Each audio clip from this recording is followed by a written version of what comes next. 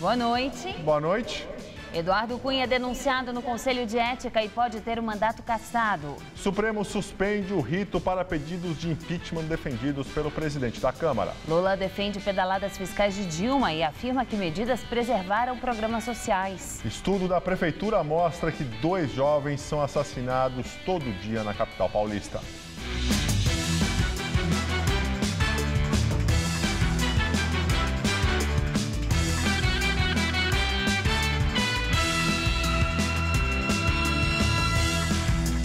Dilma Rousseff participa da abertura do Congresso Nacional da CUT aqui em São Paulo. A repórter Sabrina Pires acompanha o evento e tem mais informações. Juliana, olha, a presidente Dilma Rousseff fala há cerca de 20 minutos, foi interrompida várias vezes por aplausos aqui do público, basicamente sindicalistas. Ela está no palco, onde também estão o ex-presidente Lula e também o ex-presidente do Uruguai, Pepe Mujica.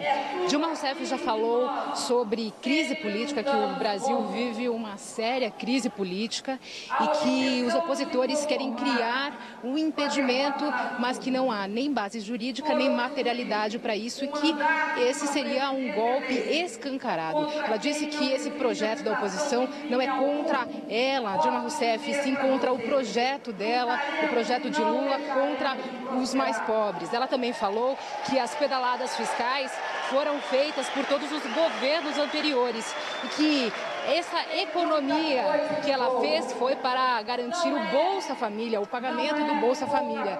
Ela disse que apesar desse esforço e do problema econômico no país, o governo tem feito muito esforço para garantir emprego e renda a toda a população.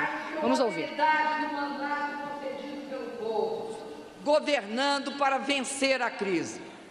Estamos governando para continuar gerando oportunidades iguais para todos. As pessoas nascem diferentes, mas o que diferencia um governo de outro é se esse governo tem ou não compromisso em garantir, independentemente da origem social, aliás, contemplando sempre aqueles que mais precisam, garantir oportunidades iguais para todos.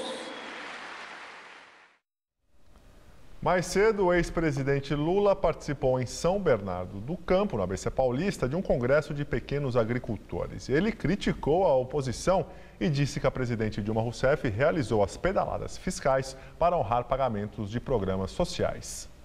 O ex-presidente chegou acompanhado pelo ministro do Desenvolvimento Agrário, Patrus Ananias. Na plateia, um público de cerca de 4.000 pessoas. O petista não falou com a imprensa. Em seu discurso, com a voz rouca, ressaltou a importância de alguns programas sociais que implantou durante o seu governo. Entre eles, o Fome Zero e o Bolsa Família. O ex-presidente criticou também governos anteriores e defendeu a presidente Dilma Rousseff, principalmente as pedaladas fiscais, que são manobras feitas pelo governo para aliviar as contas públicas. Na semana passada, o Tribunal de Contas da União recomendou a rejeição das contas de 2014 do governo Dilma. Um dos motivos foi o atraso nos pagamentos dos benefícios a bancos públicos, que tiveram de usar recursos próprios para honrar os programas federais. Segundo o Ministério Público, junto ao Tribunal de Contas da União, as pedaladas não ficaram restritas ao ano passado, mas continuaram em 2015. Eu venho da Dilma ser atacada por conta de umas pedaladas. Eu não conheço o processo do livro, mas uma coisa, patrões, que vocês têm que viver é que talvez a Dilma, em algum momento, tenha deixado de repassar dinheiro do orçamento para a Caixa de Dinheiro. E quais eram as coisas que a Dilma tinha que pagar? Olha, ela fez as pedaladas para pagar o Bolsa Família. Ela fez a pedalada para pagar o Minha Casa Minha Vida. A rejeição das contas, principalmente por causa das pedaladas fiscais, deve ser usada pela oposição no Congresso Nacional para justificar um pedido de impeachment. Eles não saíram do palanque e deveriam criar vergonha, porque era importante que eles deixassem a Dilma governar este país. Santa Casa de São Paulo inicia o processo de demissão de quase 1.400 funcionários. A administração afirma que é a medida necessária para garantir a sobrevivência da instituição. Segundo a assessoria da Santa Casa, os cortes não vão afetar os atendimentos. Geraldo passou no oftalmologista e foi atendido normalmente, mas ele conta que notou um clima diferente pelos corredores. Sinto o pessoal apreensivo, né? Dá para perceber que há um ambiente um pouco tenso, né? Entre os funcionários? Entre os funcionários, mas não no atendimento com os pacientes, está super normal. Outros pacientes tiveram a mesma percepção. Os funcionários estão muito apreensivos. Eles estão assim, entre eles comentários, a gente escuta, né?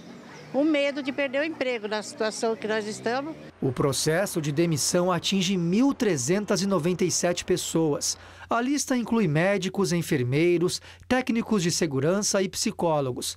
A Santa Casa informa que os cortes visam manter a qualidade do serviço e outros 9.000 postos de trabalho e que, apesar da redução no quadro de funcionários, o atendimento não será interrompido e nem prejudicado. Na semana passada, a Santa Casa fez reuniões com os sindicatos que representam os trabalhadores. As negociações duraram 2 dias e foram intermediadas pelo Ministério Público do Trabalho aqui de São Paulo. Dos 13 sindicatos, apenas 7 concordaram com o processo de desligamento, que inclui principalmente o parcelamento das rescisões de contrato. Ficou decidido que os pagamentos serão feitos num período que pode variar de 4 meses a mais de 1 ano e que cada parcela será, no mínimo, igual ao valor do último salário do trabalhador demitido. Um dos sindicatos que não aceitaram a proposta é o dos médicos de São Paulo. A entidade entende que os demitidos estão pagando a conta pelas dívidas da Santa Casa, avaliadas em quase 800 milhões de reais. Na próxima sexta-feira, está prevista uma assembleia com os médicos para discutir as demissões. Pesquisa Datafolha mostra que 6 em cada 10 brasileiros avaliam a saúde no país como ruim ou péssima. Os dados incluem as redes pública e privada. O levantamento foi encomendado pelo Conselho Federal de Medicina. A margem de erro é de 2 pontos percentuais.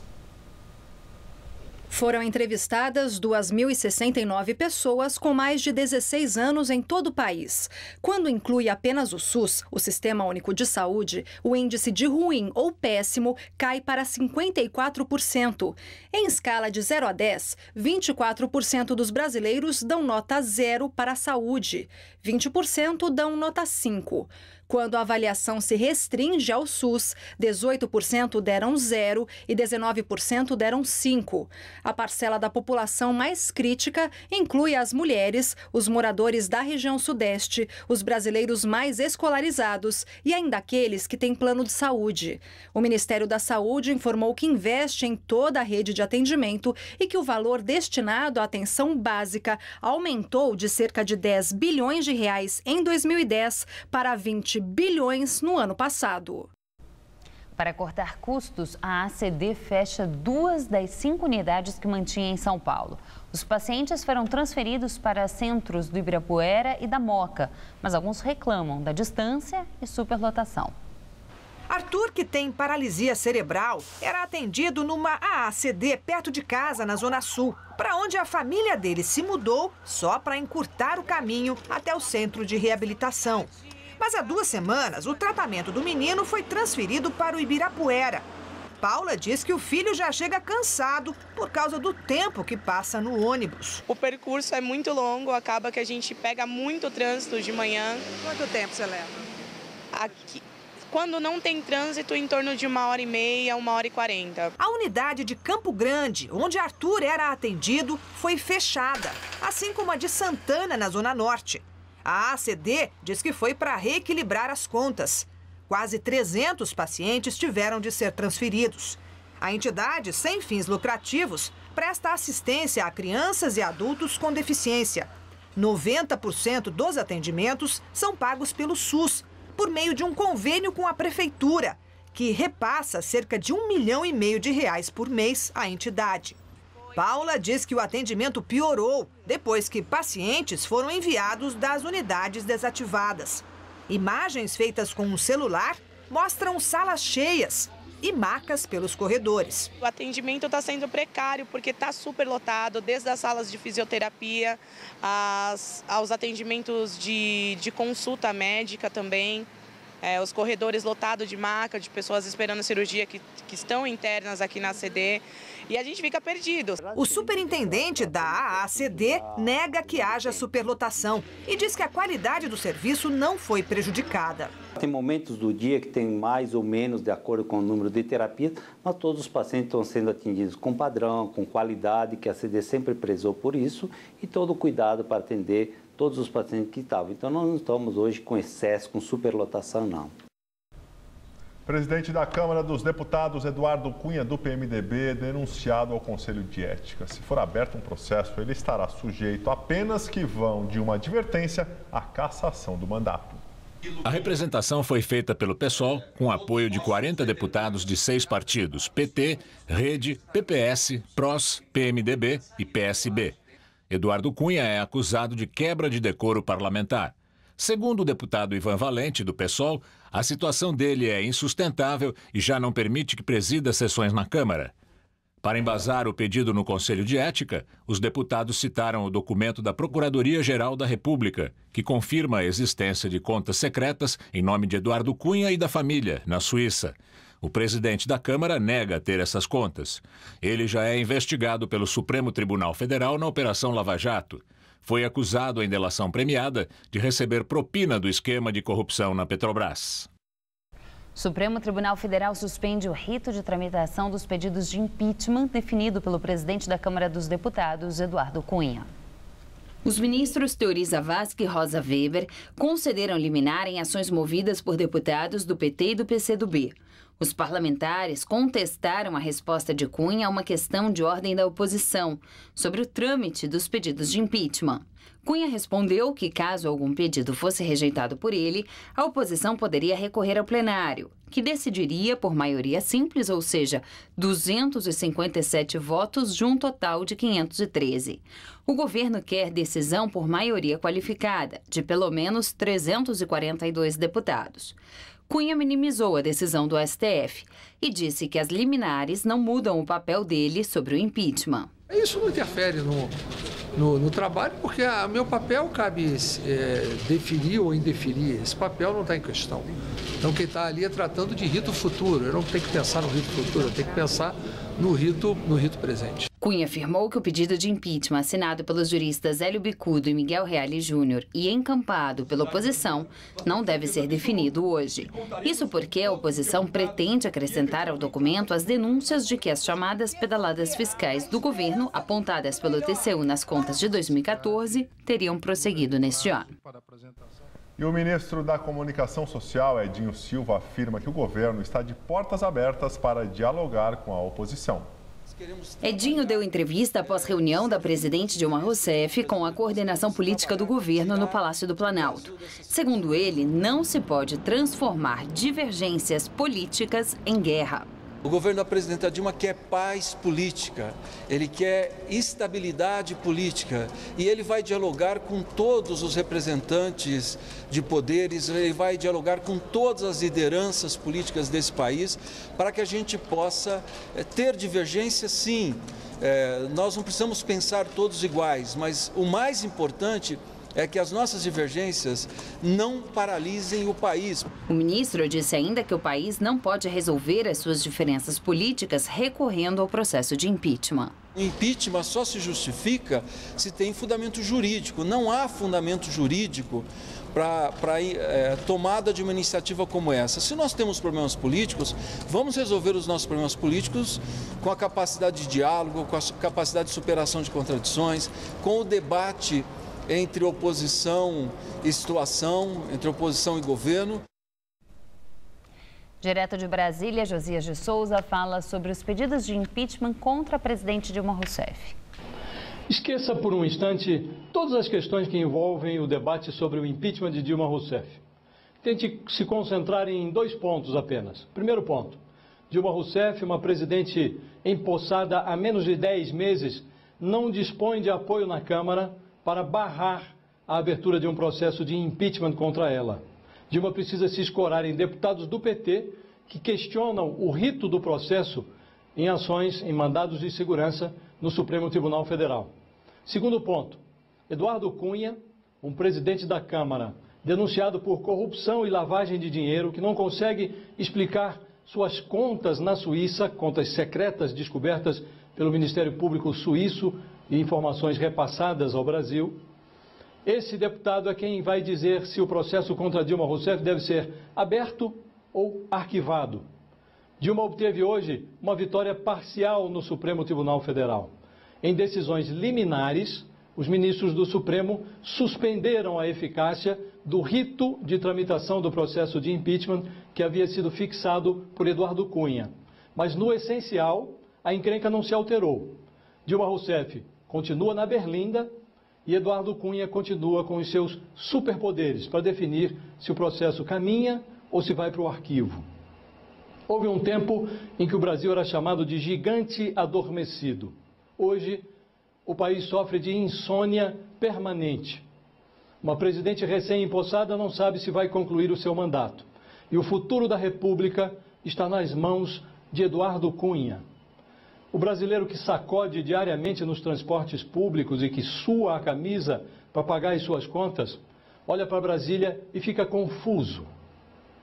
De um lado, uma presidente questionada.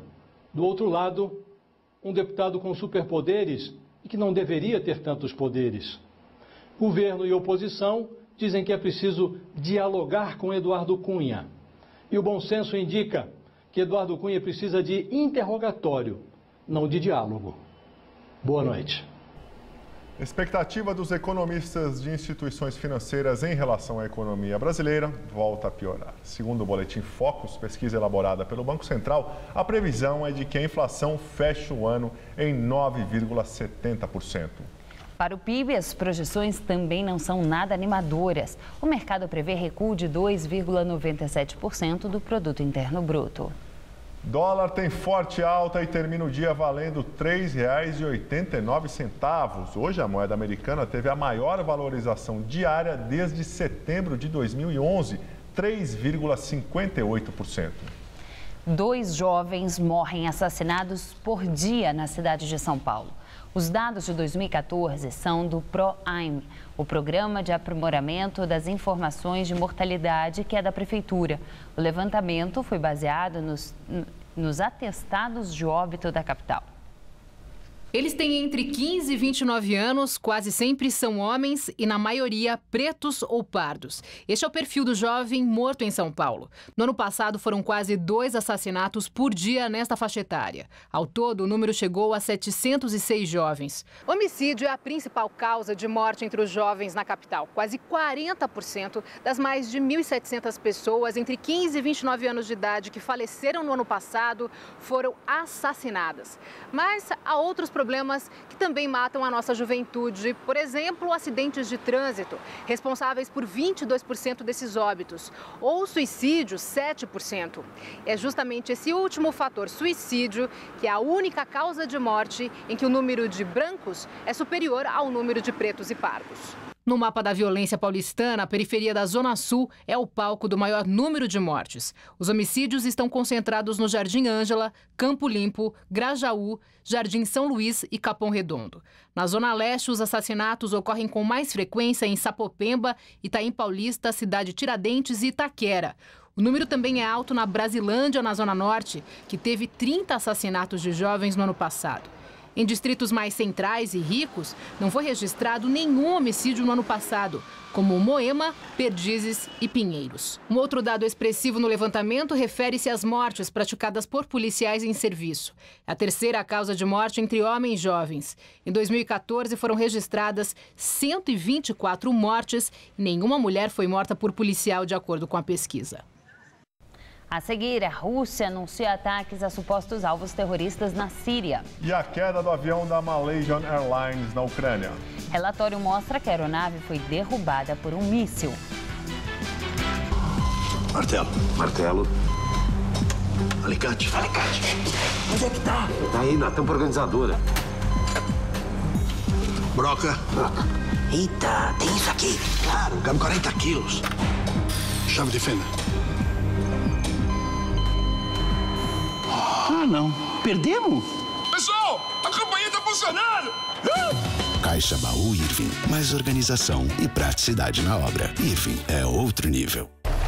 Quem me vê correndo assim, nem imagina que eu já tive tuberculose. Mas eu venci a doença e qualquer pessoa pode vencer. Se você tosse por mais de 3 semanas, procure a unidade de saúde do SUS e faça o teste grátis. O tratamento também é gratuito, não pode ser interrompido. Vai por mim.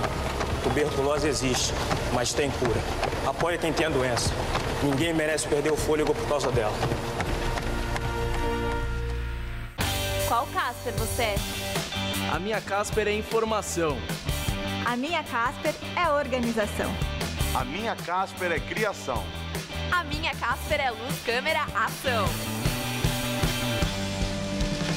A minha Casper é comunicação. É teoria, é prática, é oportunidade de estágio. É a melhor localização. Essa é a minha Casper. E você, qual Casper você é? Nesta terça, no Todo Seu, Zé Armando Vanucci vai contar tudo sobre os bastidores da telinha. Tem entrevista com o diretor de teatro José Posse Neto e um musical com o cantor Sérgio Sá. Todo Seu, nesta terça, 10h30 da noite.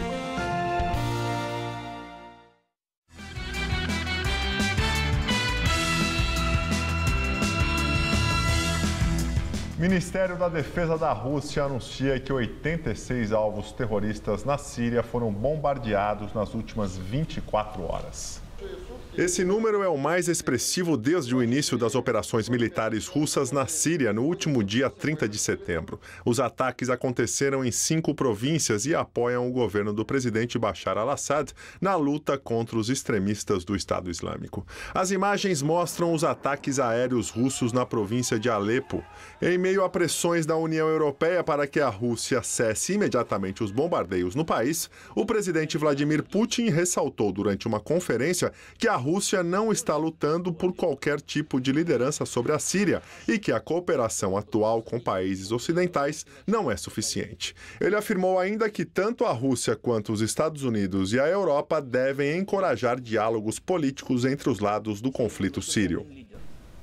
Relatório final do Conselho de Segurança holandês revela que o avião da Malaysia Airlines, que caiu em julho do ano passado na Ucrânia, foi derrubado por um míssil de fabricação russa. A entidade responsável pela investigação do caso não especificou quem lançou o míssil modelo Buk, mas a informação de que o artefato é de fabricação russa reforça a ideia de que a responsabilidade do acidente é dos separatistas russos na região, palco do conflito entre Kiev e Moscou. A promotoria holandesa pretende apontar os responsáveis pela queda da aeronave em uma segunda investigação criminal, prevista para terminar o ano que vem. O consórcio russo de defesa antiaérea, fabricante dos mísseis modelo Buk, afirma que o artefato foi lançado de uma cidade controlada pelas forças ucranianas. A Ucrânia, no entanto, acusou o serviço secreto russo de planejar a queda do avião. Essa acusação é negada pelo governo da Rússia, que classificou a investigação holandesa como parcial e política. O Boeing Malaio fazia a rota entre Amsterdã e Kuala Lumpur, com 298 pessoas a bordo. Em Osasco, na Grande São Paulo, obras da prefeitura em uma praça ameaçam derrubar árvores que, segundo os moradores, têm mais de 70 anos. A possibilidade divide opiniões na vizinhança, mas todos reivindicam mais limpeza e manutenção no local. O dominó sagrado de todos os dias não sai sem essa sombrinha, ainda mais com o calorão que tem feito. Jogar buraco também só tem graça debaixo dessa redoma verde. É o que dizem os aposentados da Vila dos Remédios, em Osasco, que há 20 anos interagem diariamente com as seringueiras quase centenárias. Eu vi elas há 40 anos, mas elas já estavam assim grandes. Mas essa parceria está com os dias contados. É que a obra de um novo calçadão, de responsabilidade da prefeitura, vai colocar abaixo 3 dessas enormes árvores. Segundo a Secretaria do Verde e do Meio Ambiente, os grandes galhos podem cair, o que coloca a população em risco. Mesmo assim, a Marcela e as filhas se sensibilizaram com a história e iniciaram um abaixo-assinado para manter todos os troncos de pé. Já conseguiram quase 1000 assinaturas. A gente precisa de um pouco de verde É o pouco que a gente tem, a gente curte aqui embaixo da sombra. Elas fazem a sombra, fazem oxigênio, né? Poderia ter mais ainda. Mas tem gente que é a favor do fim das seringueiras, que, por sinal, não podem mais ser plantadas em áreas públicas de Osasco desde 2006. Foram plantados quando a realidade dos remédios era diferente daquela de hoje. Era um bairro pequeno demais e como cresceu demais o trânsito, há exigências novas. Olha só o que a gente encontrou aqui, rato. E não é só um não, de acordo com o pessoal que frequenta aqui, tem vários. Agora, por que eles vêm para cá? Por causa dessa quantidade de lixo que acaba se amontoando aqui entre as raízes longas das árvores. Então, se antes tinha divergências sobre o que deveria ser feito nessa praça no futuro, uma coisa é unânime entre todo mundo, é que a manutenção aqui sempre foi péssima. E não é só aqui embaixo não com o lixo. Começa, ó, lá em cima, com a falta de podas. Acho que elas devem ser ou muito bem podadas ou cortadas. Do jeito que está hoje, eu acho que está impossível de frequentar a praça. A Prefeitura de Osasco informou que a limpeza da Praça Nossa Senhora dos Remédios está na programação de serviços. A previsão é de que seja concluída em no máximo 7 dias. Disse também que os ratos formaram abrigos sob as raízes das árvores e que após a limpeza e a reforma eles tendem a desaparecer. Segundo a Prefeitura, a Secretaria de Serviços e Obras vai acompanhar a situação do local. Sabesp determina que as informações do cadastro técnico e operacional da empresa terão sigilo de 15 anos. O decreto com a decisão saiu no Diário Oficial do Estado no final de maio. A notícia foi divulgada no site do jornal Folha de São Paulo. De acordo com a Sabesp, o cadastro técnico e operacional abrange informações sobre procedimentos e projetos, além de localização de redes de água, esgoto, equipamentos, instalações e sistemas operacionais. A Sabesp justifica o sigilo alegando que a divulgação das informações pode implicar possíveis usos inadequados, manipulação e danos nos sistemas de abastecimento de água e esgoto. Na semana passada, o governo de São Paulo revogou uma resolução que tornava secretos por até 25 anos documentos do metrô e da CPTM. São Paulo teve um dia de tempo instável. Pela manhã fez calor, mas à tarde o tempo virou, fez frio, ventou bastante. Agora faz 19 graus. E como será que fica o tempo amanhã? Vamos à previsão para o estado de São Paulo com Luciana Magalhães. Uma massa de ar seco ganha força sobre São Paulo, diminuindo a possibilidade de chuva amanhã. Mas pode chover de forma rápida e isolada nas regiões sul e oeste do estado, que são influenciadas pelas áreas de instabilidade vindas do Paraná. Mas mesmo assim a temperatura sobe e faz calor. No centro-oeste paulista, máxima amanhã de 30 graus em Marília. No centro-norte, calor de 32 graus em Franca e também em Barretos. E na faixa leste, a máxima amanhã esperada é de 34 em São José dos Campos e de 31 em Caraguatatuba. Amanhã aqui na capital o sol aparece, mas podem ocorrer pancadas de chuva isoladas no período da tarde, máxima de 31 graus. E tanto na quinta quanto na sexta-feira, tempo firme, ensolarado e quente. A máxima pode chegar aos 34 nos 2 dias. A edição das 10 do Jornal da Gazeta termina aqui. Boa noite. Fique agora com Rony Von no Todo Seu. Uma ótima noite para você e até amanhã.